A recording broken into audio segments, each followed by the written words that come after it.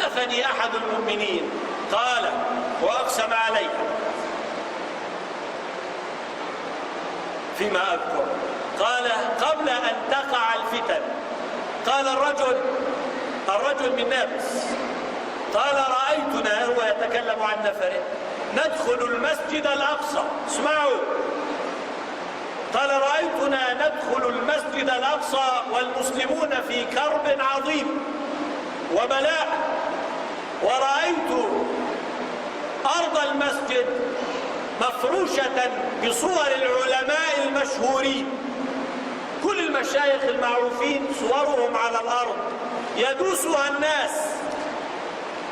قال أعرفهم جميعا ولا أذكر إلا يوسف القرضاوي، كلهم اللي بيعرفهم، ولكن الذي يذكره منهم ممن داس الناس صورته على الأرض يوسف.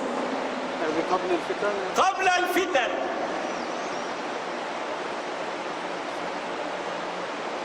ثم وقعت الفتنة.